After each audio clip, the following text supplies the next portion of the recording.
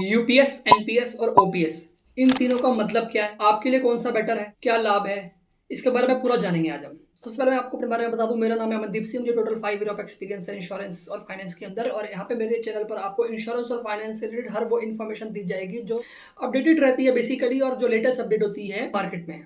तो वीडियो को जब हम यहाँ पे स्टार्ट करते हैं। यूपीएस मतलब यूनिफाइड पेंशन स्कीम, ओपीएस मतलब ओल्ड पेंशन स्कीम, एनपीएस मतलब न्यू पेंशन स्कीम। तो कहने का मतलब ये है कि भाई यूपीएस का जो अप्रूवल है वो जा चुका है, मतलब कि ये 1 जुलाई 2025 से लागू हो जाएगा। अब सरकारी कर्मचारियों के लिए एनपीएस और यूपीएस चुनने का ऑप्शन होगा। और बहुत सारे लोगों को ओपीएस, यूपीएस और एनपीएस के बारे में इन्फॉर्मेशन नहीं पता है, तो आज हम इस चीज के बारे में फुल विस्तार से जानेंगे और देखते हैं कौन सी पेंशन आपके लिए बेस्ट रहेगी।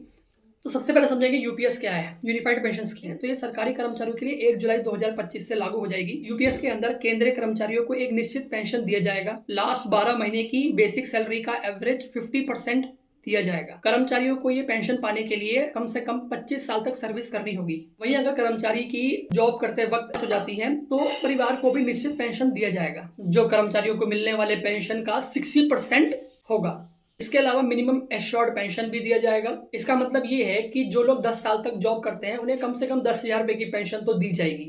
इसके अलावा यूनिफाइड पेंशन स्कीम के अंदर इंडेक्सेशन को भी जोड़ा जाएगा।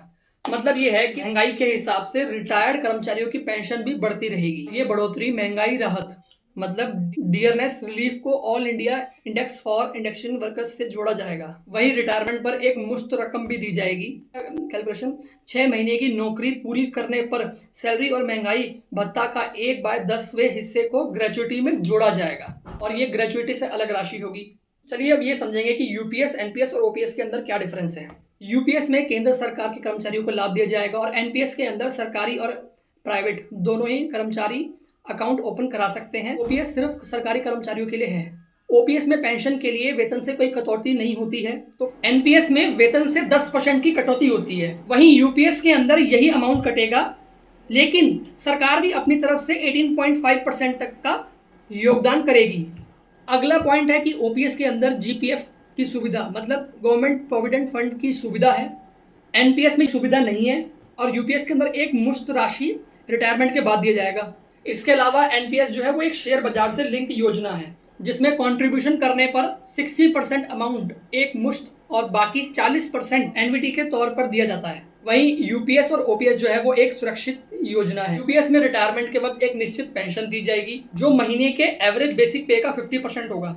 ओपीएस में रिटायरमेंट के वक्त भी एक निश्चित पेंशन दी जाएगी, ये अंतिम बेसिक सैलरी का 50% होगा। एनपीएस में रिटायर्ड पेंशन के लिए कोई निश्चित गारंटी नहीं होती।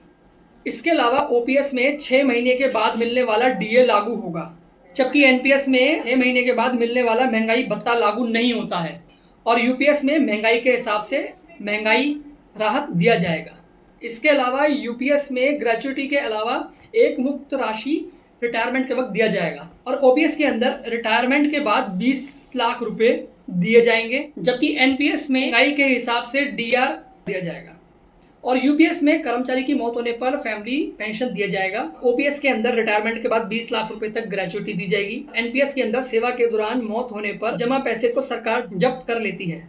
ओपीएस के अंदर रिटायरमेंट के समय पेंशन पाने के लिए इन्वेस्ट नहीं करना पड़ता और एनपीएस के अंदर पेंशन के लिए फंड से 40% पैसा इन्वेस्ट करना पड़ता है। इसी तरीके से यूपीएस में भी इन्वेस्ट करने का कोई प्रावधान नहीं है। तो गाइज ये था इन्फॉर्मेशन यूपीएस, एनपीएस और ओपीएस के बारे में। आई होप सो आपको चीज़ें क्लियर हुई होंगी।